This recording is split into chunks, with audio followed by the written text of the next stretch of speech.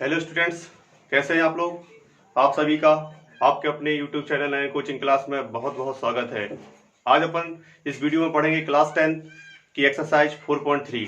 आखिर इस एक्सरसाइज में टॉपिक जो है वो आप देख रहे होंगे, पूर्ण वर्ग विधि, कंप्लीटिंग द स्क्वायर मेथड के द्वारा क्वाड्रेटिक इक्वेशन को सॉल्व करना है, वर्ग समीकरण को सॉल्व करना है। यहाँ पर इस मेथड के द्वारा लिखा आएगा प्रश्न में कि निम्नलिखित वर्ग समीकरण को पूर्ण वर्ग विधि से हल कीजिए। तो बेटा इस मेथड से हल करना है। मैं बताऊंगा इस मेथड में कैसा कैसा इसका पूरा फंडा है। ठीक है, लिखा आएगा कि सॉल्व करना कंप्लीटिंग द स्क्वायर मेथड से।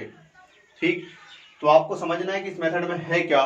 तो इससे पहले आप देख लें, यदि आप पहली बार वीडियो को देख रहे हैं तो प्लीज आपका काम है कि सब्सक्राइब कर लें और बेल आइकन को प्रेस कर दें ताकि आपके पास हर एक वीडियो पहुंच जाएगा मेरा।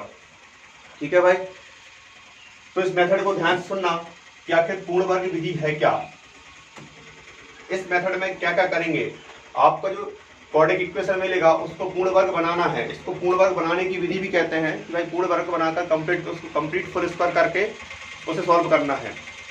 तो इसमें 3 से 4 पॉइंट होते हैं, वो आप समझेंगे, उनके द्वारा ही आपको हर इसमें यूज करना है।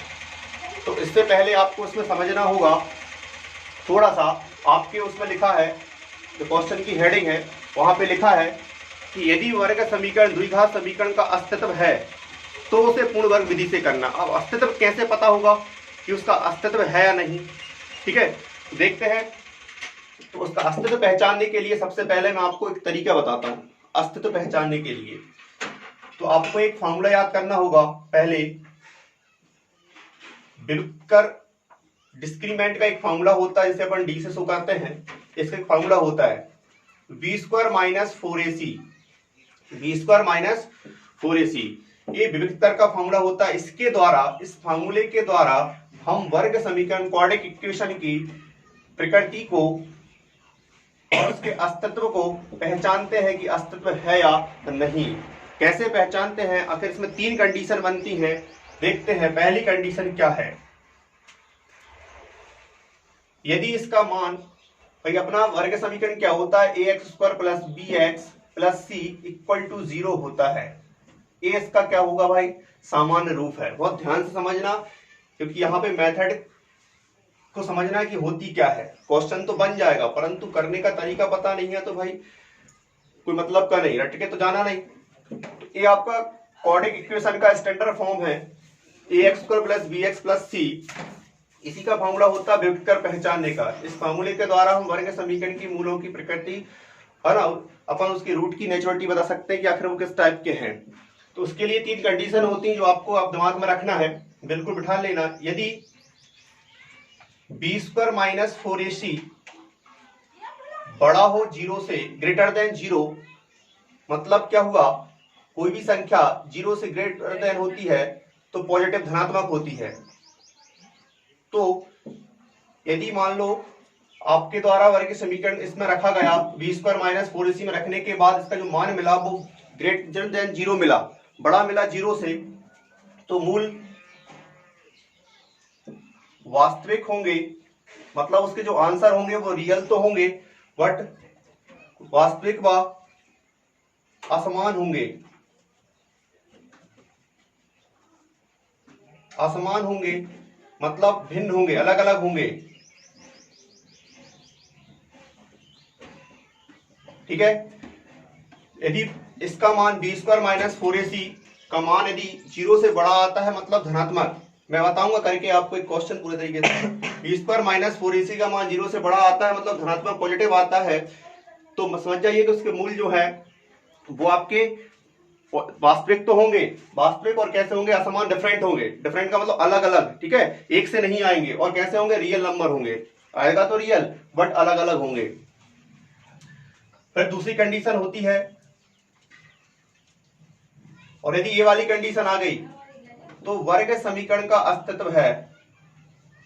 ये समझ लेना ध्यान से, यहां पर वर्ग समीकरण का अस्तित्व होता है।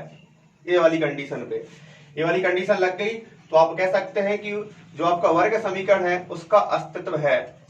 किसका, वर्ग समीकरण का अस्तित्व है, आप लिख सकते हैं। ठीक है भाई, यदि B square minus 4ac less than 0 हो, लेस देन 0 मतलब छोटा हो, ठीक है, मतलब 0 छोटा होगा तो नेगेटिव नंबर आपको पूरे ऋणात्मक आएंगे। कैसे आएंगे? पूरे ऋणात्मक मान आएंगे। बी स्क्वायर माइनस 4ac का रखने के बाद आपने देखा माइनस में आंसर आ गया, माइनस का 5, 10, माइनस का 20, माइनस का 30, कुछ भी आ जाए, माइनस 1 भी आ जाए, तब भी वो 0 से छोटा कहलाएगा। ऋणात्मक है तो मूल जो होंगे वो आपके इमेजिनरी होंगे, काल्पनिक होंगे। कैसे होंगे? काल्पनिक होंगे, इमेजिनरी होंगे। बताऊंगा इमेजिनरी क्या होता है। काल्पनिक होंगे, यदि मूल काल्पनिक है तो समझ जाइए कि भाई वर्ग समीकरण का अस्तित्व नहीं है, वर्ग समीकरण का अस्तित्व नहीं है। ये बहुत बेसिक है, इसी चीज को समझना है। ये समझ लिया मतलब अपना काम हो गया। तो ध्यान रखना भाई, यदि B square minus 4ac less than आपको 0, यदि माइनस का आंसर मिलता है तो समझ जाना कि वो उसके मूल कैसे हैं, इमेजिनरी है, काल्पनिक है, और साथ साथ में उसका कोई अस्तित्व नहीं है। यदि ये शर्त लग रही है तो अपना जो क्वेश्चन आएगा वो यही लिख के छोड़ देंगे कि भाई मूल कैसे है, काल्पनिक है, अर्थात वर्ग समीकरण का अस्तित्व नहीं है। जब नहीं है तो फिर अपन को पूर्ण वर्ग विधि से हल करना नहीं है, ये बात ध्यान रखना। थर्ड वाली कंडीशन, यदि B square minus 4ac equal to 0 ही मिल जाए, इक्वल टू 0 मतलब इसका आंसर 0 ही आए, ना बड़ा ना छोटा, ना ग्रेटर देन ना less than, equal to 0, only 0 आ जाए, समझ जाना। तो वर्ग समीकरण के क्वाड्रेटिक इक्वेशन के जो रूट आएंगे, आंसर आएंगे, वो वास्तविक तो होंगे, वास्तविक मतलब रियल नंबर भी होंगे, वह बराबर होंगे, मतलब एक से होंगे, दोनों समान होंगे, इक्वल होंगे, सेम नंबर बराबर समान आएंगे, बराबर होंगे। अब आंसर है तो निश्चित है, तो वर्ग समीकरण का क्या है? अस्तित्व है। ये वाली कंडीशन लग गई। फर्स्ट वाली कंडीशन, थर्ड वाली, दोनों कंडीशन पर क्या होता है भाई? वर्ग समीकरण का अस्तित्व होता है।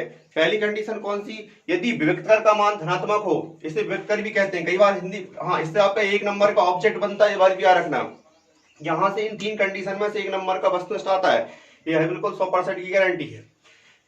उसके पूछने के तरीके थोड़े अलग होते हैं। बी स्क्वायर माइनस 4ac यदि वो कहता है यदि इसका मान 0 से बड़ा है तो मूल कैसे होंगे? मूल वास्तविक और असमान होंगे। यदि विविक्तर का मान ऋणात्मक है तो मूल कैसे होंगे? काल्पनिक होंगे। यदि विविक्तर का मान 0 है तो मूल कैसे होंगे? वास्तविक व बराबर होंगे। अब वह उल्टा ही पूछ लेता है, यदि वर्ग समीकरण के मूल वास्तविक व बराबर हैं तो विविक्तर क्या होगा? तो विविक्तर उस समय क्या होगा? शून्य होगा। यदि वर्ग समीकरण के मूल काल्पनिक इमेजिनरी हैं, क्वाड्रेटिक इक्वेशन के रूट यदि इमेजिनरी हैं, तो उस समय डिस्क्रिमिनेंट विविक्तर क्या होगा? तो विविक्तर जो होगा वहां पर क्या होगा? ऋणात्मक होगा। यदि मूल वास्तविक और असमान भिन्न अलग अलग है तो उस समय विविक्तर क्या होगा? धनात्मक होगा, पॉजिटिव होगा। दोनों तरफ से आपको याद होना चाहिए भाई, इस बात का ध्यान रखना। तो इसको नोट डाउन कर लेना। पहली कंडीशन और लास्ट कंडीशन वर्ग समीकरण का अस्तित्व होता है। यदि ये कंडीशन लगी तो अस्तित्व होगा, कंडीशन नहीं लगी तो अस्तित्व नहीं होगा। तो आपका पहला जो क्वेश्चन है वही कहता है कि यदि वर्ग समीकरण का अस्तित्व है तो उसे पूर्ण वर्ग विधि से हल करिए। अब मैं समझाता हूं पूर्ण वर्ग विधि क्या है, वो ध्यान से देखना। तो पूर्ण वर्ग विधि में आपको 3 पॉइंट याद रखना है, इससे क्या होगा? आपका हर एक क्वेश्चन सही होगा। पूर्ण वर्ग बनाने के लिए सबसे पहले आपको एक ध्यान रखना है कि एक्स स्क्वायर के गुणांक से भाग देना है। आपको वर्ग समीकरण जो आएगा उसके एक्स स्क्वायर के गुणांक मतलब एक्स स्क्वायर का जो कोएफिशिएंट आएगा उसके गुणांक से आपको भाग लगाना पूरे समीकरण में, इक्वेशन में। फर्स्ट पॉइंट आपको जो ध्यान रखना है बिल्कुल। सेकंड पॉइंट बहुत ध्यान रखना, आपका 12th तक काम पड़ेगा। 12th में भी आपके जब आप इंटीग्रेशन डिफरेंशियल पढ़ेंगे तो वहां पर भी आपका फुल स्क्वायर मेथड आता है और वहां बना देते हैं और हम समझ नहीं पाते कि आखिर कर दिया। ठीक है, तो x के गुणांक, ये बात बहुत पॉइंट वाली है, x के गुणांक का आधे का वर्ग जोड़ने व घटाने पर क्या करेंगे? ध्यान सुनना, x का जो कोएफिशिएंट रहेगा उसका हाफ करेंगे, हाफ करने के बाद उसका स्क्वायर करेंगे, स्क्वायर को प्लस और माइनस करेंगे। फर्स्ट कंडीशन क्या है कि पहले एक्स स्क्वायर का जो गुणांक रहेगा, एक्स स्क्वायर का जो कोएफिशिएंट है उससे क्या करना है? दोनों पूरे इक्वेशन में भाग लगाना है, पहली कंडीशन। फिर दूसरी, ये भाग लगाने के बाद आप क्या करेंगे, एक्स का जो गुणांक मिलेगा आपको, एक्स का जो कोफिशिएंट मिलेगा उसका हाफ करेंगे, आधा करेंगे, आधा करने के बाद उसका स्क्वायर करेंगे, स्क्वायर करने के बाद जोड़ देंगे, वह घटा देंगे, प्लस और माइनस करेंगे। क्वेश्चन से क्लियर हो जाएगा, ये आपके दिमाग में पॉइंट सेव जरूर कर लेना करते क्या है। थर्ड वाली कंडीशन जो आपको बता रहा हूं मैं, a प्लस बी का होल स्क्वायर या a माइनस बी का होल स्क्वायर बनाना है। इस प्रकार का स्टेप बनाना है अपन को, या तो a plus B whole square की कंडीशन बनेगी या a minus B whole square की कंडीशन बनेगी। इन दो में से कोई ये कंडीशन बना के फिर उसे आगे स्टेप बाय स्टेप सॉल्व करते जा रहा है, ट्रांसफर करके इसको हटा के, वो फिर मेथड स्टेप बाय चलेगा। बाकी 3 पॉइंट आपके दिमाग में, ये तीनों सीक्वेंस चलेगा, पहले ये करना है, सेकंड ये करना है, थर्ड ये करना है। यदि पहले आपने ये नहीं किया तो दिक्कत हो जाएगी, ये गलत आ जाएगा आपका। यदि ये नहीं किया तो फिर ये नहीं बनेगा। तो सीक्वेंस है 3 का, कि पहले आपको एक्स स्क्वायर के गुणांक से भाग देना है, फिर एक्स के गुणांक का आधे का वर्ग जोड़ने पर घटाने पर करना है, और तीसरा a plus B whole square या माइनस बी होल स्क्वायर बनाना है। ठीक है, ये दिमाग में रखिएगा। मैं अभी कंप्यूटिंग द स्क्वायर मेथड से आपका अभी एक क्वेश्चन सॉल्व कराता हूं, तो समझ जाएंगे कैसे करना, और प्रैक्टिस कर लेना भाई, बाकी पूरे क्वेश्चन सेम में आपसे बन जाएंगे। देखो कैसे करेंगे कंप्यूटिंग द स्क्वायर मेथड पूर्ण वर्ग विधि से। फर्स्ट क्वेश्चन आपकी जो थ्योरी उसमें लिखी हुई है, ये लिखी है कि निम्नलिखित द्विघात समीकरणों को मूलों का यदि अस्तित्व है तो उन्हें पूर्ण वर्ग बनाने वाली विधि से हल करिए। यदि अस्तित्व है तो, नहीं है तो कोई बात ही नहीं। तो अस्तित्व, पहला क्वेश्चन जो आपका ध्यान से देखेंगे, पहले का फर्स्ट, ठीक, 2x square minus 7x plus का 3 इज इक्वल टू 0, ये आपका फर्स्ट क्वेश्चन है। इसका अपन को पहचानना है कि इसका अस्तित्व है या नहीं। और अस्तित्व नहीं है तो, अस्तित्व है तो अपन को पूर्ण विधि से लगाना, और नहीं है तो कोई बात ही नहीं, लिख देंगे, नहीं है छोड़ देंगे वही। चलिए देखते हैं या नहीं। इक्वेशन फर्स्ट देंगे, इसकी कंपेयर करेंगे भाई अपन। सबसे पहले इक्वेशन फर्स्ट की तुलना ax square plus bx plus c is equal to 0 से करने पर, इससे क्यों कर रहे हैं, ये आपका वर्ग समीकरण का मानक रूप है, व्यापक रूप है, व्यापक रूप से कंपेयर करना है। यहाँ पर a b c के मान निकालना है। a का मान क्या होता है भाई, एक्स स्क्वायर का जो गुणांक है वो a, और x का जो गुणांक है b, और अचर पद है वो c, ये बात ध्यान रखना। a, तो x के सामने a लिखा है, एक्स स्क्वायर के सामने a लिखा है, तो यहाँ पे x के सामने कितना लिखा है 2, a का मान आ गया, b का मान कितना आ गया -7, c का मान कितना 3। अब इसकी मूलों का अस्तित्व पहचानने के लिए क्या करना पड़ता है, d वाला फॉर्मूला करना पड़ता है। अभी बताया था मैंने, d बराबर b square minus 4ac। d, यहाँ b का मान रख दो, b का मान कितना -7 पूरे का स्क्वायर माइनस 4ac, a का मान 2, c का मान 3, d बराबर 7 का स्क्वायर कितना 49। माइनस की संख्या का स्क्वायर प्लस का ही होता है, ये बात ध्यान रख लेना, नहीं तो कई बार क्या बच्चे बहुत समझदार होते हैं और -7 का स्क्वायर लिख देते हैं -14। किसी भी माइनस की संख्या का कभी स्क्वायर माइनस में नहीं आ सकता, इस बात का ध्यान रखना है। हाँ, क्यू हो सकता है माइनस में, होता ही है क्यू, माइनस की संख्या का क्यू है ना, जैसे इसका क्यू क्या होगा -27 ही होगा, ठीक, बट स्क्वायर कभी माइनस में नहीं होता। इनका मल्टीप्लाई करेंगे, 4 का 2 में 8, 8 का 3 में 24। डी का मान कितना मिल गया भाई 49 में 24 माइनस करेंगे तो कितना आएगा 25। कैसा आ गया, बड़ा आ गया, धनात्मक आ गया, धनात्मक आ गया। अभी फर्स्ट वाली कंडीशन मैंने बताई ना आपको कि डी का मान यदि धनात्मक आता है, मतलब बड़ा है 0 से, डी का मान क्या है, बड़ा है, कैसे 0 से, प्लस का है, तो धनात्मक पॉजिटिव आ गया, तो लिख देंगे अतः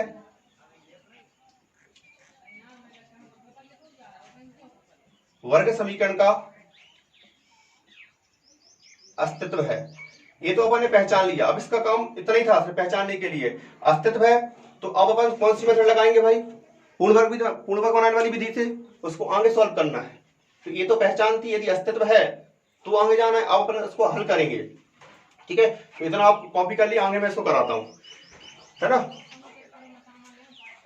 और इतना बेटा जब करना, एक बात तो ध्यान रखो, पेपर में यदि आता है कि अस्तित्व है लिखा आए तो ही इसको निकालना, और डायरेक्ट यदि लिखा है कि निम्नलिखित द्विघात समीकरण को पूर्ण वर्ग विधि से हल करिए, तो डायरेक्ट आपको पूर्ण वर्ग विधि लगाना, ये बिल्कुल नहीं लिखना, इतना पार्ट नहीं करना आपको। इसके बाद जो पार्ट बता रहा हूं वो वाला कर देना, इतना आपको नहीं करना। यदि लिखा आया अस्तित्व है या नहीं तो करना है, और नहीं लिखा है तो बिल्कुल जब उसे दिया है क्वेश्चन की इसको पूर्ण बनाने विधि से करो तो स्वाभाविक उसका अस्तित्व होगा ही। और यदि वो लिख रहा है अस्तित्व है या नहीं तो फिर जरूर करना हो, नहीं लिखा तो बिल्कुल डायरेक्ट आप तो मेथड लगाओ और 5 नंबर पाओ। जितना कहे उतना ही करना, एक्स्ट्रा करने से कोई मतलब नहीं होता, ये भी ध्यान रखना। अब इसको अपन करते हैं, इसका अस्तित्व है पहचान गए आप, अपन लगा देते हैं कौन सी विधि, आगे चलते हैं इसके। इसके बाद लिखना है आपको पूर्ण वर्ग विधि से, कंपेयरिंग द स्क्वायर मेथड, पूर्ण वर्ग विधि से करेंगे इसको आगे। फर्स्ट वाली कंडीशन क्या करना है आपको, समीकरण 1 में काय से भाग लगाना है, एक्स स्क्वायर के गुणांक से भाग देने पर, एक्स का गुणांक लिख दो या 2 लिख दो, क्योंकि एक्स स्क्वायर गुणांक कितना है 2 है, तो यहां भी लिख सकते हो समीकरण 1 में 2 से भाग देने पर एक्स का गुणांक भी लिख देते हैं, उससे कोई फर्क नहीं पड़ता, अपने अंदर की बात। यहाँ पे भाग लगाएंगे, कितना आएगा एक्स स्क्वायर माइनस का 7/2x और प्लस का 3/2 बराबर कितना 0। भाग लगा दिया, 2 से 2 कट गया, 7/2 3/2 एक्स स्क्वायर गुणांक से भाग देने पर। बार बार मेथड कर लिया, थोड़ी सी टफ पड़ती है 10th में आके बच्चों को, पर आप 1-2 सवाल की प्रैक्टिस करेंगे तो कोई टफ नहीं पड़ती भाई। तो अपन डिवाइड कर देंगे, कर दिया मैंने डिवाइड, 2 से 2 कट गया, 7/2 आ गया, 3/2 आ गया। अब सेकंड पॉइंट क्या लिखवाया मैंने आपको थोड़ी देर पहले कि भाई x के गुणांक का आधा, अब 7/2 का मुझे हाफ करना है। तो एक बार बता दूं, छोटी छोटी बात है कि अपॉन वाली संख्या फ्रैक्शन नंबर का यदि आपको आधा करना होता है तो उसके हर में 2 से गुणा कर देते हैं।